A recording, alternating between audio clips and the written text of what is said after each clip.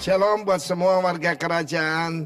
Tema kita Empowering Grace. Dan juga KLC kita tentang Kingdom Invasion. Tetapi tahun depan ini 2024 dengan anugerah Tuhan. Temanya adalah Kingdom Influence. Sebetulnya saya mau menyampaikan tentang Kingdom Infiltration. Tetapi rupanya lebih dimengerti Kingdom yaitu Influence. Firman Tuhan berkata tema kita ya tahun depan ini adalah Matius 13 ayat 33. Dia menceritakan perumpamaan kepada mereka hal kerajaan sorga seperti seumpama ragi. Ragi itu kecil kan? Diambil oleh seorang perempuan. Zaman dulu gambaran yang lemah. Dan ini gambaran daripada umat Tuhan, gereja Tuhan. Diadukkan ke dalam tepung terigu 3 sukat sampai khamir seluruhnya. Saya percaya tidak ada yang lebih berkuasa pada culture. Kita harus hidup dalam kingdom culture supaya bisa memberikan pengaruh. Dan kita tahu juga garam itu kelihatan sesuatu yang tidak berbahaya. Kita belajar dari perang antara Hamas dan Israel. Kenapa Israel bisa kecolongan? Karena sebetulnya yang dimasukkan infiltrasi itu para pekerja dari Gaza masuk ke Israel dan mengumpulkan segala sesuatu informasi. Itu namanya infiltrasi. Mereka pura-pura jadi pekerja dan sebagainya. Demikian juga di dalam peperangan, hidup ini adalah peperangan. Karena itu untuk bisa mempengaruhi dunia ini, gambarannya dari seperti adonan, 3 sukat. Sampai khamir seluruhnya. Manusia terdiri dari roh, jiwa, dan tubuh. Karena itu firman Allah menunjukkan kita harus punya pengaruh. Mesti punya yaitu sesuatu yang punya nilai. Sehingga bisa memberikan pengaruh yang baik. Ragi ada 2 macam. Yang pertama ragi yang baik. Yang kedua ragi juga artinya sesuatu yang negatif. Tuhan Yesus berkata dalam Matius 16 ayat 33 ayat ke-6. Dia berkata begini. Berjaga-jaga, beware, hati-hati. Ragi Farisi dan ragi Saduki. Dan dia tambahkan di dalam bagian yang lain. Daripada ketiga Injil yang lain, belum yang keempat. Yaitu tentang bahaya daripada ragi Herodiani. Hari-hari ini orang Kristen tidak membicarakan tentang Tuhan Yesus. Tapi siapa presiden Republik Indonesia? Hati-hati yang kamu masukkan itu. Kamu dengar segala macam masukan, hati-hati itu bisa ragi Herodiani. Ragi Farisi dan ragi Saduki udah jelas. Ragi Farisi itu gambaran daripada legalism. Begitu banyak sekarang gereja tidak lagi mirip dengan kerajaan Allah, tapi seperti agama. Isinya legalisme. Tetapi Saduki juga menggambarkan yaitu modernisme ataupun liberalisme. Dan Yesus berkata hati-hati. Tadi saya sebutkan tentang ragi Herodiani. Bahkan ada suami istri bertengkar karena pilihan pilpres. Jangan itu terjadi di antara kita. Seperti saya ajarkan pada saudara. Siapapun presidennya, rajanya tetap Yesus Kristus. God bless you all. Amen. Salam Bapak Ibu. Salam. Puji Tuhan, bersyukur ya.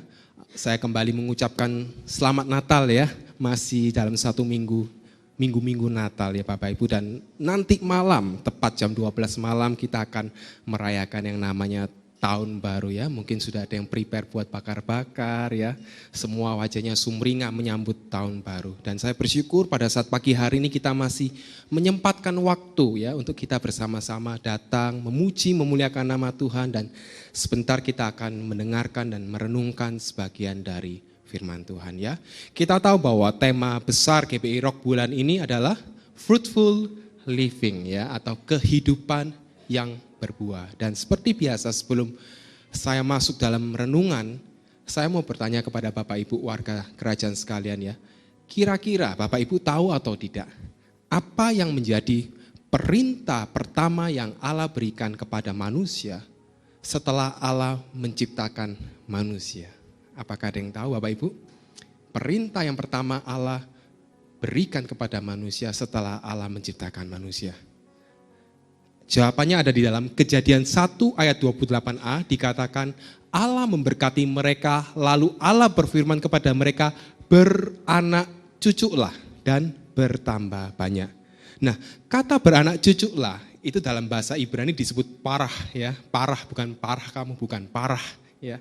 Itu artinya menghasilkan atau mengeluarkan buah. Jadi terjemahannya agak sedikit beda dengan yang di terjemahan baru Indonesia. Nah, di bahasa Inggris, di King James Version juga dikatakan be fruitful. Artinya apa Bapak Ibu? Berbuahlah atau hasilkan buah. Jadi perintah pertama yang Allah berikan kepada manusia setelah Allah menciptakan manusia itu adalah berbuahlah atau hasilkanlah buah. Dan berbuah di sini tidak hanya berbicara dalam konteks berbuah kita punya anak, punya keturunan, tidak. Tapi berbuah dalam konteks yang lebih luas. Nah, sekarang saya mau bertanya kepada Bapak Ibu, semisal ini merupakan kata berbuahlah ini merupakan kata yang pertama kali keluar dari mulut Allah ketika Allah menciptakan manusia, kira-kira itu merupakan perintah yang penting atau tidak penting Bapak Ibu? Penting ya, namanya ketika mandat pertama itu pasti adalah sesuatu yang penting. Nah, setelah kita tahu bahwa itu merupakan hal yang penting, perintah yang penting, karena itu tadi merupakan perintah yang pertama Allah berikan kepada manusia, sekarang yang menjadi pertanyaan utamanya adalah apa itu kehidupan yang berbuah ya? Apa itu fruitful living. Dan kita akan pelan-pelan belajar pada saat pagi hari ini. Kalau kita melompat jauh ke depan di masa perjanjian baru, ya, di masa yang seseorang yang bernama Rasul Paulus, kita semua sudah tahu, Rasul Paulus itu berhasil merangkumkan secara singkat dan padat dan jelas apa yang dimaksud dengan kehidupan yang berbuah. Ya, dalam suratnya kepada jemaat di Kolose, tepatnya di dalam Kolose 1 ayat 10b, dikatakan, dan kamu memberi buah dalam segala pekerjaan yang baik, dan bertumbuh dalam pengetahuan yang benar tentang Allah. Nah, frasa yang saya tebali ya Bapak Ibu ya, memberi buah dalam segala pekerjaan yang baik ya, kita mungkin sering mendengar frasa tersebut. Dan dalam bahasa aslinya frasa ini itu hanya terdiri dari dua kata kunci Bapak Ibu. Dan kata kunci tersebut yang pertama adalah karpophoreo ya. Karpophoreo. Dan kata kunci yang kedua itu adalah ergon. Nah, kita akan mempelajarinya satu-satu. Apa itu karpophoreo? Karpophoreo itu kalau di dalam konteks tumbuhan ya Bapak Ibu, itu artinya menghasilkan atau mengeluarkan buah. Sama seperti parah tadi ya, dalam konteks tumbuhan. Tetapi dalam konteks kita sebagai manusia, yang namanya karpophoreo itu artinya kita mengeluarkan atau menghasilkan sesuatu dari dalam diri kita. Nah pertanyaannya, biasanya yang kita hasilkan dari dalam diri kita sebagai manusia itu apa Bapak Ibu? Apa kira-kira? Kalau semisal kita menilai orang lain, itu dari apanya?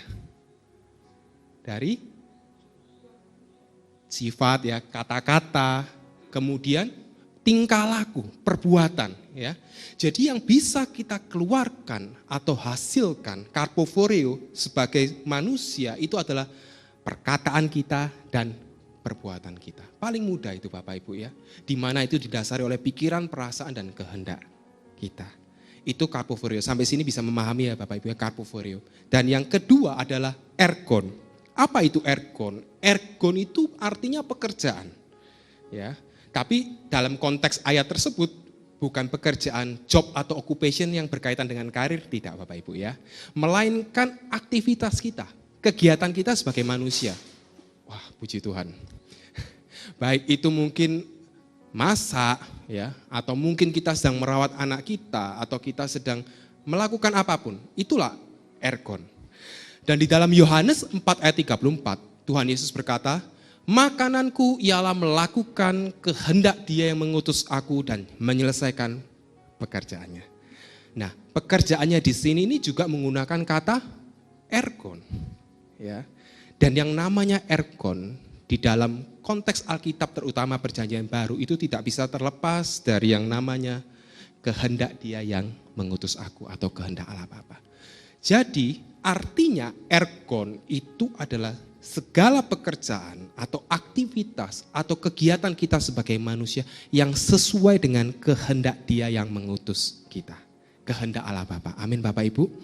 Sehingga kita sudah belajar dua kata kunci. Yang pertama tadi apa Bapak Ibu? Karpophoreo. Itu artinya kita mengeluarkan atau menghasilkan sesuatu. Bisa perkataan, bisa perbuatan. Dan kata kunci yang kedua tadi adalah ergon. Aktivitas, kegiatan yang sesuai dengan kehendak Allah. Sehingga apabila kita simpulkan, yang namanya kehidupan yang berbuah atau fruitful living, itu adalah kehidupan kita sebagai manusia. Yang mengeluarkan atau menghasilkan, tadi yang kita keluarkan atau hasilkan adalah perkataan dan perbuatan dalam berbagai aktivitas, baik itu keluarga, pekerjaan, pelayanan, bicara tentang ergon, di mana perkataan dan perbuatan tersebut sesuai dengan kehendak dan rencana Allah dalam kehidupan kita. Amin Bapak Ibu. Sesuai dengan blueprint Allah dalam kehidupan kita. Sesuai dengan agenda Allah di dalam hidup kita, bukan agenda pribadi kita. Sampai sini kira-kira Bapak Ibu apakah bisa mengerti mengenai konsep kehidupan yang berbuah atau fruitful living ya. Ini gambaran besar mengenai kehidupan yang berbuah. Bisa mengerti Bapak Ibu? Puji Tuhan. Baik. Saya akan melanjutkan dan kalau kita bicara mengenai kehidupan yang berbuah atau fruitful living ya, itu tidak sedang berbicara mengenai sesuatu yang wow atau spektakuler Bapak Ibu. Ini yang seringkali menjadi hal yang salah yang dimengerti oleh kita sebagai orang percaya. Ya, dianggapnya berbuah itu harus sesuatu yang mungkin yang fantastis atau spektakuler. Tidak Bapak Ibu ya. Sebagai contoh, semisal tadi ada ibu-ibu ya, istri sekaligus ibu-ibu yang menyiapkan sarapan ya, menyiapkan makanan mungkin untuk suami, kemudian untuk anak ya. Sehingga suami dan anak-anaknya bisa kenyang, kemudian datang ke gereja beribadah. Itu merupakan kehidupan yang berbuah dari seorang istri sekaligus ibu. Kemudian Bapak Ibu di sini tadi ada yang membawa anak-anak ya Bapak Ibu ya. Sebagai orang tua Bapak Ibu membangunkan anak-anak, menyiapkan anak-anak, memandikan anak-anak dan mengantar anak-anak sampai dengan selamat di gereja. Itu juga merupakan kehidupan yang berbuah dari Bapak Ibu sebagai orang tua. Atau ada dari Bapak Ibu yang mungkin suka untuk menceritakan kebaikan Tuhan. Menyaksikan tentang kisah Yesus mungkin kepada rekan kerja, kepada karyawan, atau mungkin kepada saudara-saudara yang belum mengenal Allah. Itu pun merupakan kehidupan yang berbuah dari Bapak Ibu. Dan pertanyaannya, kok bisa kita tahu bahwa contoh-contoh tersebut merupakan kehidupan yang berbuah? Dari definisi tadi yang kehidupan yang berbuah, tadi perbuatan dan perkataan yang sesuai dengan kehendak Allah. Artinya perkataan dan perbuatan di dalam contoh-contoh yang saya sebutkan itu sesuai dengan kehendak Allah. Coba saya jelaskan lebih dalam ya untuk contohnya. Sebagai contoh tadi misalnya Bapak Ibu yang mengajak anak-anak ke gereja. Pasti Bapak Ibu pasti akan ngomong kan ke anak-anak, ayo nak kita sudah mau ke gereja, siap-siap, mandi ya, kemudian makan. Itu perkataan kita kan Bapak Ibu ya. Kita ngomong, nuturi. Kemudian kita menyiapkan makanan, ya, kemudian memakaikan baju, kemudian mengantar sampai di sini. Itu perbuatan kita. Dan perkataan perbuatan itu selaras dengan kehendak Allah. Tahu dari mana? Karena sesuai dengan firman Tuhan Bapak Ibu. Di dalam Matius 19 ayat 14, Yesus berkata, jangan menghalangi mereka, dalam hal ini anak-anak untuk datang kepadaku. Karena orang-orang seperti itulah yang empunya kerajaan surga. Artinya Tuhan mau kita datang membawa anak-anak kepada Tuhan. Sehingga perkataan dan perbuatan Bapak Ibu tadi yang menyiapkan anak-anak, memandikan anak-anak dan sebagainya itu sesuai dengan kehendak Allah. Sampai di sini kira-kira bisa mengerti Bapak Ibu? Puji Tuhan. Nah, itu kurang lebih konsep kehidupan yang berdua beserta dengan contohnya. Dan pada kesempatan pagi hari ini, kita akan belajar dari satu tokoh Alkitab Bapak Ibu, di mana tokoh Alkitab ini pasti sudah tidak asing lagi bagi Bapak Ibu sekalian. Dan kalau saya menunjukkan gambar terkait tokoh Alkitab tersebut, pasti Bapak Ibu langsung bisa mengenali ya. Coba kira-kira masih mengenali atau tidak? Siapa Bapak Ibu? Yunus ya. Cukup mudah ya Bapak Ibu ya. Kalau kita mendengar kisah Yunus ya, selalu apa yang timbul di benak kita Bapak Ibu? Jujur saja. Yunus di perut ikan ya, ditelan seekor ikan. Ikan apa Bapak Ibu? Ikan besar, sudah tidak bisa dikecoh lagi ya ternyata ya, sudah dewasa semua, puji Tuhan. Ya, Yunus. Nah, sebenarnya kisah Yunus itu tidak sekedar seorang nabi yang ditelan seekor ikan besar, walaupun memang tertulis demikian di dalam Alkitab ya, tetapi kisah makna rohani dari kisah Yunus itu sebenarnya jauh lebih dalam daripada hanya sekedar nabi dimakan ikan besar Bapak Ibu. Dan pada kesempatan pagi hari ini kita akan belajar dari kisah Yunus terkait konteks kehidupan yang berbuah. Pertanyaannya, mengapa kok kita belajar kehidupan yang berbuah ini dari seorang Yunus ya? Karena kita tahu bahwa pada awalnya Yunus itu mendengarkan kehendak Allah atau tidak Bapak Ibu? Tidak. Dia lari dari kehendak Allah. Dan ketika setelah ia diproses di dalam perut ikan, ia berdoa, pada akhirnya ia melakukan apa yang menjadi kehendak Allah. Artinya dari situ kita bisa belajar bahwa pada awalnya Yunus tidak bisa berbuah Bapak Ibu. Namun pada akhirnya Yunus bisa berbuah. Nah, oleh karena itu pada saat pagi hari kita akan belajar pelan-pelan dari seorang Nabi Yunus. Nah, sebelum memulai masuk dalam pelajaran kita, saya akan menceritakan kisah singkat Yunus supaya ingatan kita terrefresh ya Bapak Ibu ya. Yunus itu adalah seorang nabi di perjanjian mana Bapak Ibu? Lama atau baru? Lama dong ya. Dia adalah seorang nabi anak dari Amitai. Oleh karena itu ia disebut Yunus bin Amitai. Yunus itu artinya merpati, dove ya, kemudian Amitai itu faithfulness. Jadi namanya sebenarnya bagus sekali ya. Merpati yang anak dari faithfulness. Wah, itu keren sekali. Tapi sayangnya awalnya dia tidak seperti itu Bapak Ibu. Di pasal pertama dikisahkan bahwa firman Tuhan datang kepada Yunus untuk memberikan peringatan kepada kota apa Bapak Ibu? Niniwe. Karena kejahatan Niniwe. Tapi yang dilakukan Yunus justru sebaliknya. Ia pergi ke Yafo untuk berlayar menuju Tarsis. Ya. Dan singkat cerita kita tahu dalam perjalanan menuju ke Tarsis di kapal terjadi angin ribut. Yunus dibangunkan, dia masih bisa enak-enak tidur ya Bapak Ibu ya. Dibangunkan kemudian dibuanglah undi. Undinya kena kepada Yunus. Kemudian Yunus dicampakkan ke laut dan akhirnya ia ditelan seekor ikan besar. Di pasal 2 dikisahkan bagaimana Yunus berdoa di dalam perut ikan dan kemudian ia dimuntahkan ke darat oleh ikan besar itu ya, lewat mulut ya. Kemudian di pasal ketiga dijelaskan bagaimana Yunus memberikan peringatan kepada Niniwe dan Niniwe bertobat atau tidak Bapak Ibu? Bertobat. Yang bertobat siapa saja Bapak Ibu? Rajanya, rakyatnya, bahkan ternaknya loh Bapak Ibu ya. Karena semuanya termasuk kambing domba dan lain-lain itu ikut berpuasa dan ikut mengenakan kapung. Jadi semuanya benar-benar bertobat Bapak Ibu. Dan di pasal 4 diceritakan bagaimana Yunus berdialog dengan Tuhan sambil marah-marah. Tantrum Bapak Ibu ya, seperti anak kecil. Ya, itu sekilas mengenai kisah Yunus. Unik sekali, seperti komik Bapak Ibu Yunus ini. Dan pada saat pagi hari kita akan masuk di bagian pertama. Kita akan belajar halangan bagi Yunus untuk memiliki kehidupan yang berbuah. Kita tahu tadi di pasal pertama Yunus enggan untuk melakukan perintah Allah, ya. Dia tidak mau. Nah, pertanyaannya apa yang menjadi halangan Yunus untuk tidak mau melakukan kehendak Allah? Apa yang menjadi halangan bagi Yunus untuk memiliki kehidupan yang berbuah? Kita akan langsung saja belajar. Bagian yang pertama adalah Yunus sakit hati dengan Niniwe, Bapak Ibu. Pertanyaannya kok bisa? Perlu diketahui Bapak Ibu bahwa Niniwe itu adalah ibu kota bangsa Asyur, Asiria. Itu bangsa yang zaman dahulu terkenal sangat besar sekali dan luar biasa kerajaan Asyur. Ketika perang selalu menang. Ya, dan bangsa Asyur ini adalah bangsa yang sangat amat kejam terhadap musuh-musuh mereka. Dan bangsa Israel ini juga termasuk dalam musuh bangsa Asyur. Ya, di dalam sejarah bangsa Asyur dikenal karena brutalitas mereka, dikenal karena penyiksaan mereka. Ketika bangsa Asyur berhasil menaklukkan sebuah kota, Bapak Ibu tahu apa yang dilakukan oleh bangsa Asyur?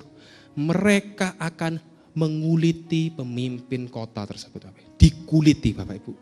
Dan tidak cukup sampai di sana, kulitnya itu digantung di tembok-tembok. Kejam ya Bapak Ibu ya.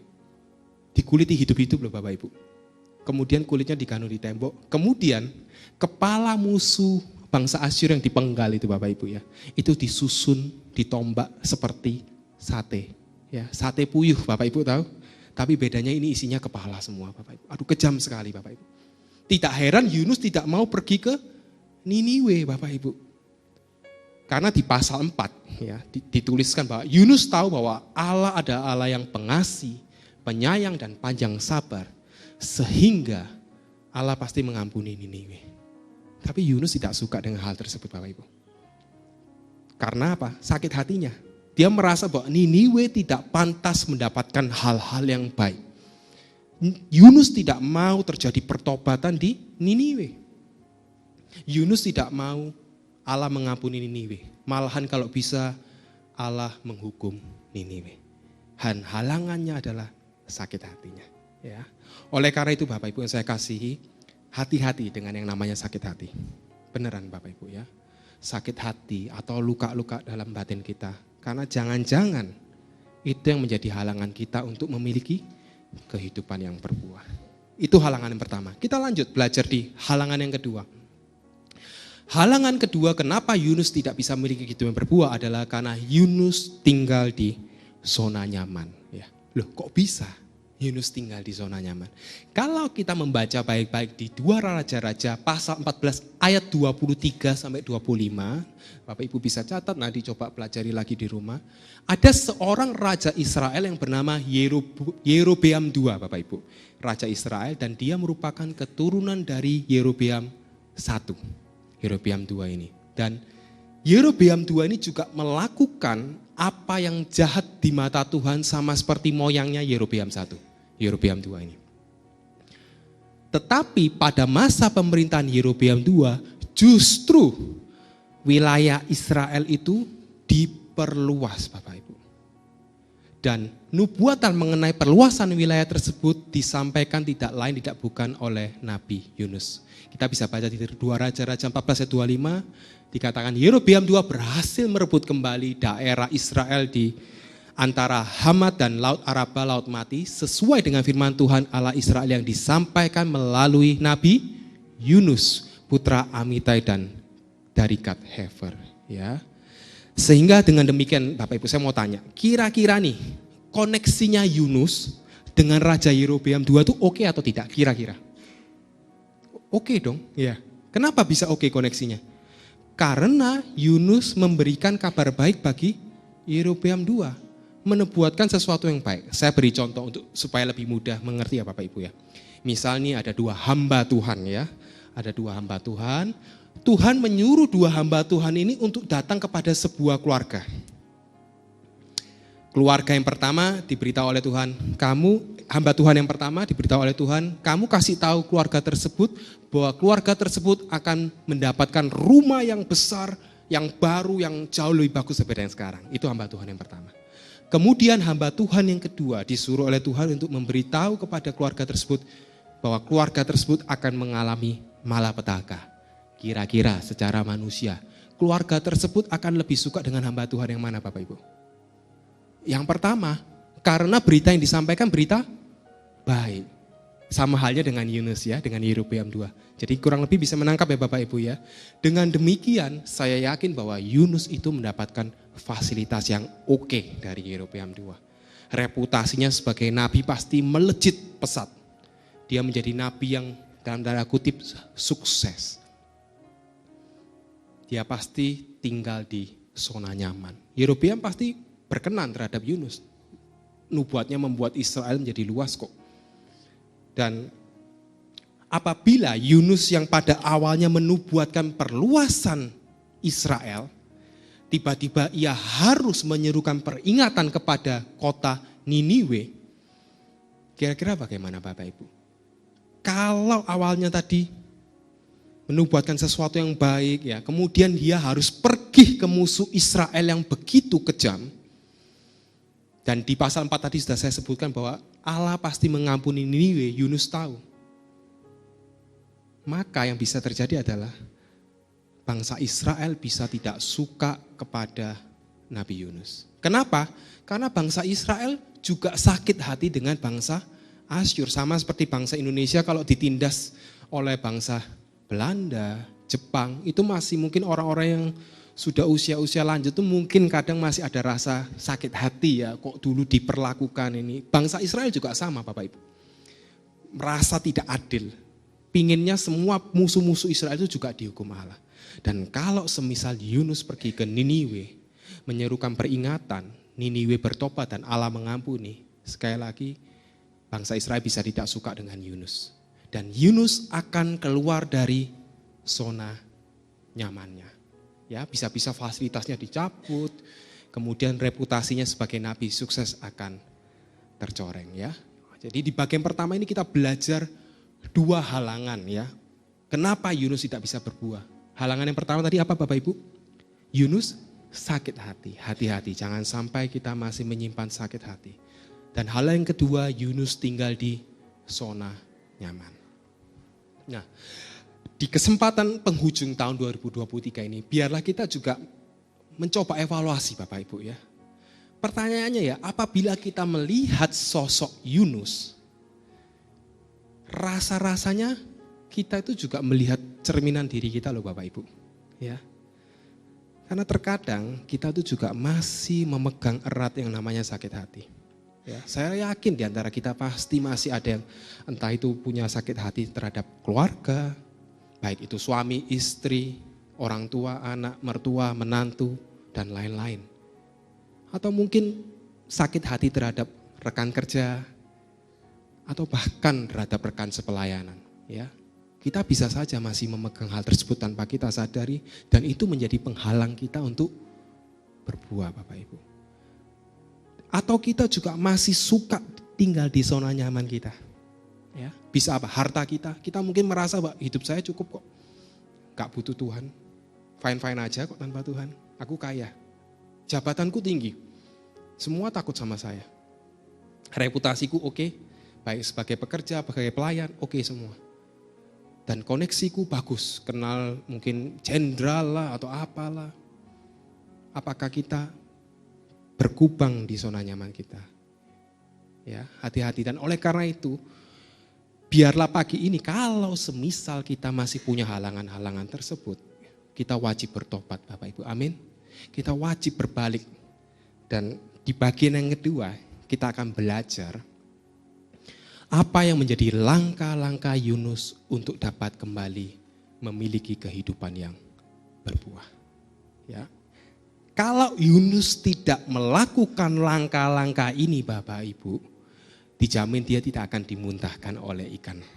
Dia akan dicerna, kemudian dia akan keluar dari tempat yang lain ya. Bapak Ibu pasti mengerti maksud saya. Oleh karena itu mari kita belajar ya.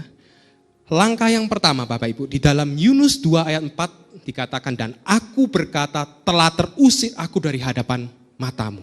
Mungkinkah aku memandang lagi bait-Mu yang kudus? Saya lebih suka terjemahan King James Version dikatakan, then I said I'm cast out of thy sight, yet I will look again toward thy holy temple. Artinya yet I will look again itu adalah, namun aku akan memandang lagi ke arah bait-Mu yang kudus.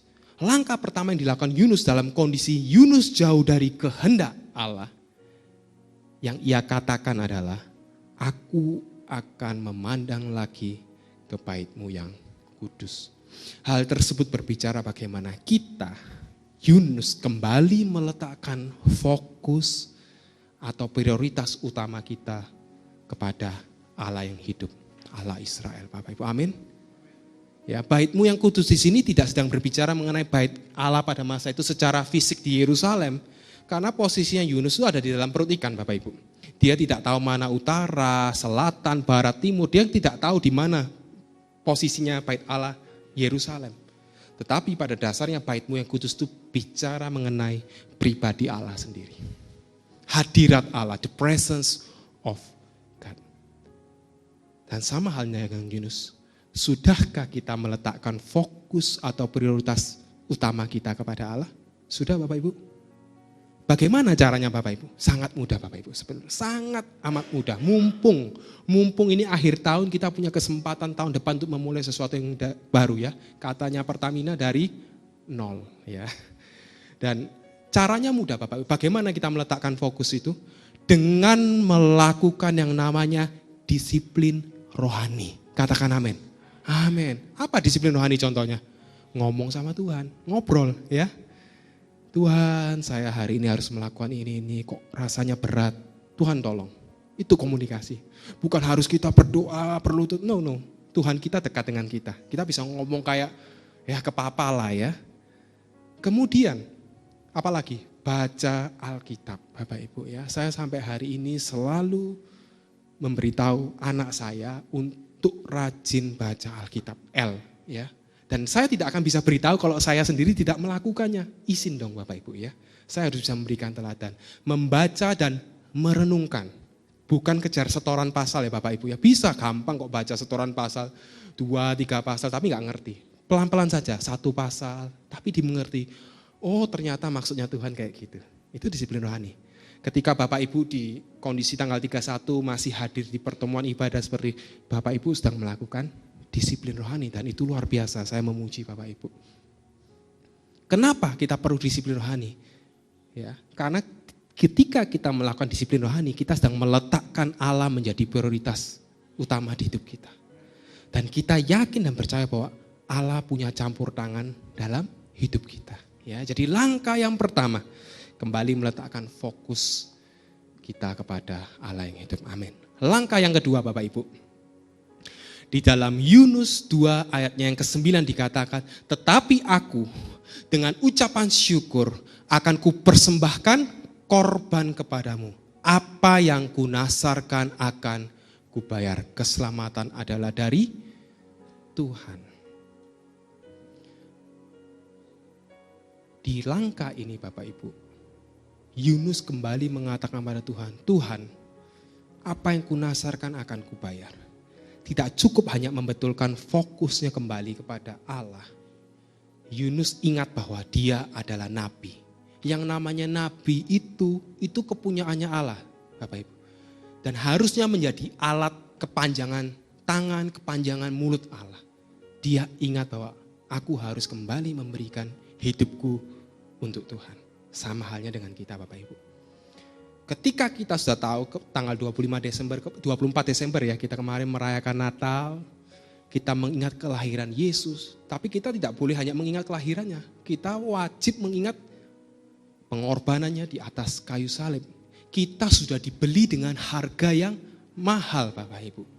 Sehingga kita dipindahkan kemarin, message-nya dipindahkan dari hamba dosa kepada hamba kebenaran.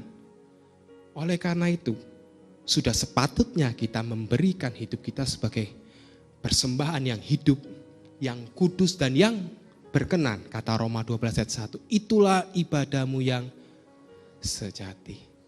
Pertanyaannya kita mudah ngomong seperti itu Bapak Ibu. Gimana caranya ya? Prakteknya gimana? Mudah. Dengan mempraktekkan apa yang sudah kita dapatkan di langkah 1. Mempraktekkan apa yang kita dapat di disiplin rohani kita Bapak Ibu.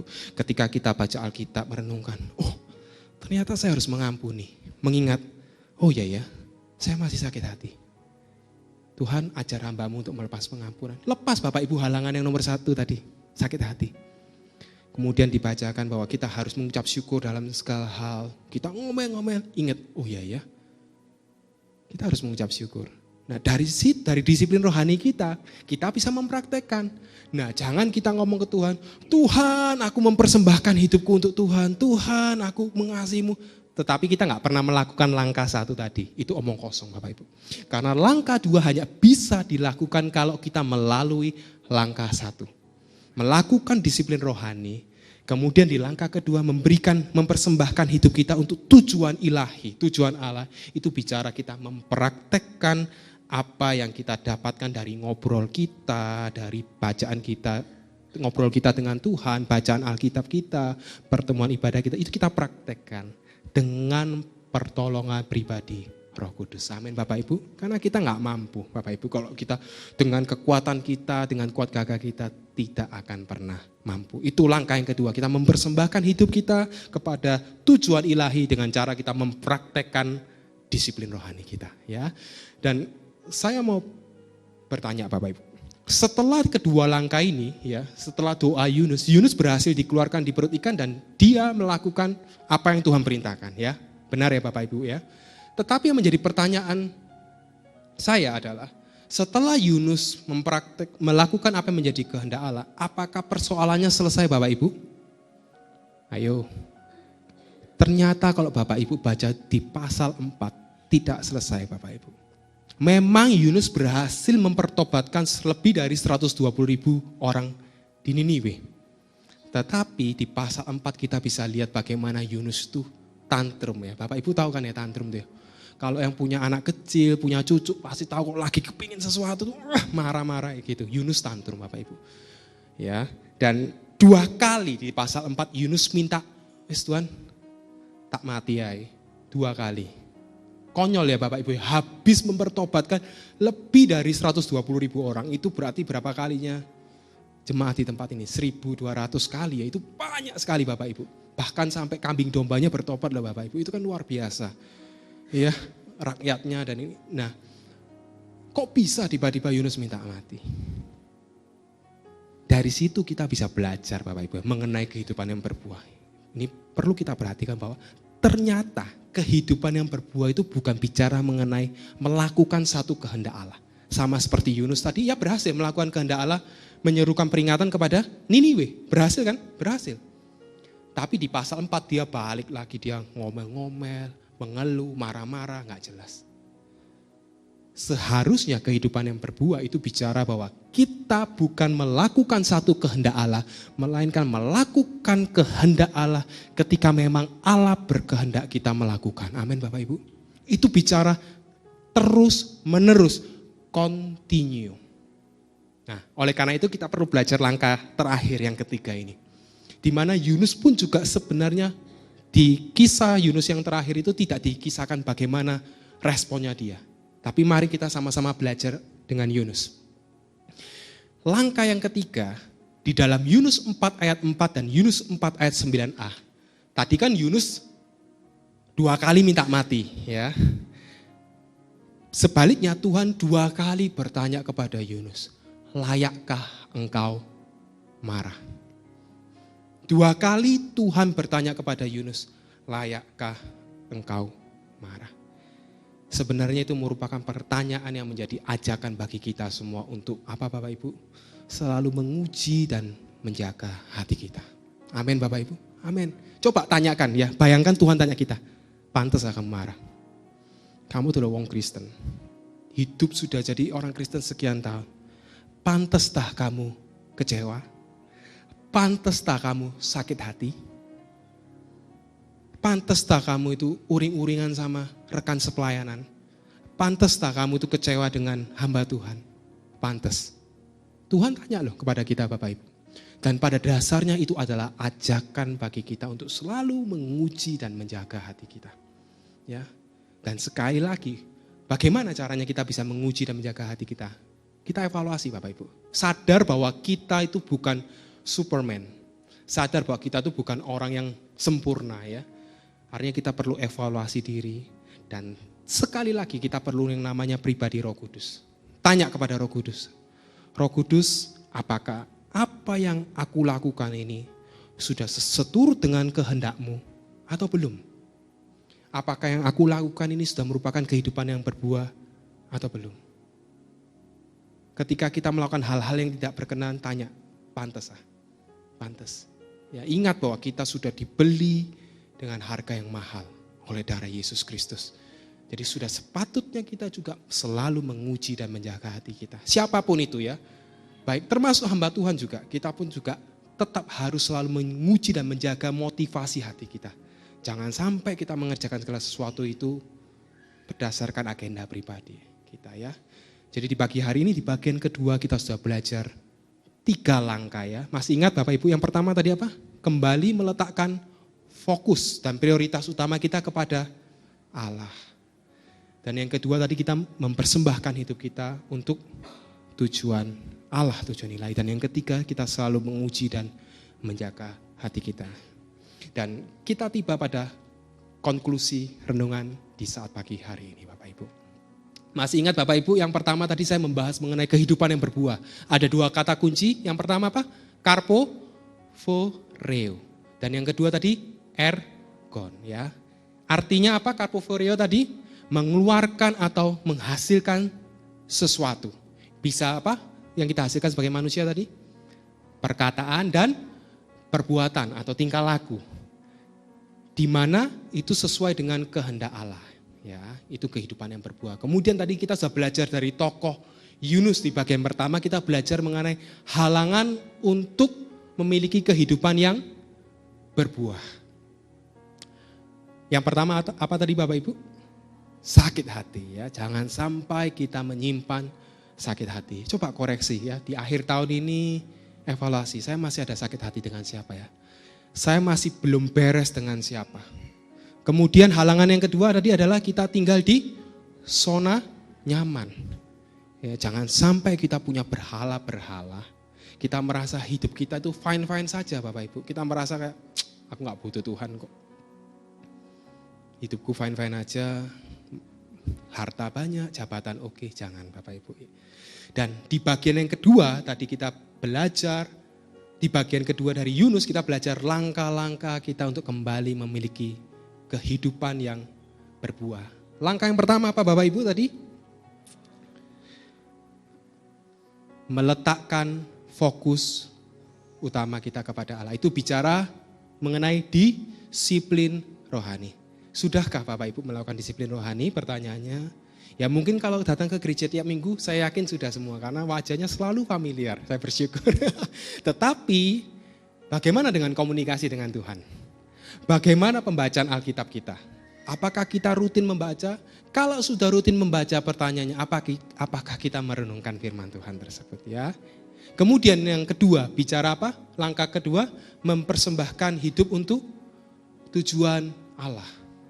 Bagaimana caranya? Dengan mempraktekkan apa yang sudah kita dapatkan di disiplin rohani kita. Ya, hal-hal yang Tuhan mau kita kerjakan dalam hidup kita, kita praktekkan. Mengampuni, ya, mengasihi sesama kita, melakukan hal-hal yang sesuai dengan kehendak Tuhan. Dan semuanya itu sudah tertulis di dalam Alkitab. Kalau kita tidak melakukan langkah pertama, tidak bisa Bapak Ibu ya. Dan yang ketiga, yang paling terakhir dan cukup krusial, jangan lupa untuk selalu menguji dan menjaga hati kita. Ya, dan itu kita semua perlu yang namanya pertolongan dari pribadi Roh Kudus ya. Saya akan menutup renungan pada saat pagi hari ini dengan kemarin ketika dalam Bapak Gembala ketika mengisahkan dalam kondisi ya ada kedukaan, kemudian kita sharing, kembali diingatkan bahwa ada satu jenis binatang ya, itu hidupnya cuma 3 jam, mungkin Bapak Ibu sudah pernah mendengar ya. Dan tetapi dalam waktu 3 jam tersebut, binatang tersebut hidupnya itu sangat amat berkualitas dan bermanfaat Bapak Ibu. Tidak ada satu detik pun dari kehidupan binatang itu yang sia-sia. Ya, nama binatang tersebut Tisas flower. Itu sejenis mayfly ya, itu sejenis capung Bapak Ibu ya. Dan rata-rata capung memang yang saya sampaikan ini memang umurnya pendek. Ada yang 3 jam, ada yang cuma 24 jam. Tetapi dalam kurun waktu yang singkat itu ya, dia bisa memberikan tarian indah bagi para turis. Kemudian ia bisa membersihkan, karena dia tidak suka ketika dia bertelur itu dia tidak suka dengan polusi ya Bapak Ibu ya. Jadi pasti ketika dia bertelur itu kondisi airnya menjadi bersih Bapak Ibu. Ya. 3 jam saja, tetapi hidupnya bermanfaat dan berkualitas, berbuah. Dan saya mau kembali mengingatkan Bapak Ibu ya, kita hidup itu sementara Bapak Ibu. Tidak ada yang tahu kapan kita selesai. Ada yang dari kecil, dari bayi, usia mungkin belasan tahun. Istri saya mungkin sekitar 20-30 tahun. Ada yang sampai tua mungkin bisa bersuka cita sampai usia 70-80 tahun. Saya kembalikan kepada Bapak Ibu warga kerajaan sekalian. Kapan kesempatan kita untuk berbuah Bapak Ibu? Jawabannya sekarang. Ya, jangan sia-siakan, kita sudah mendengar halangan kita berbuah, buang itu. Kerjakan langkah untuk berbuah, disiplin rohani, praktekkan apa yang kita dapatkan, uji jaga hati kita. Ya, biarlah renungan pada saat pagi hari ini bisa menguatkan kita menjadi pribadi yang semakin hari semakin berbuah, dan buah tersebut bisa dinikmati oleh Allah dan sesama kita. Amin Bapak Ibu, amin. Tuhan Yesus memberkati saya.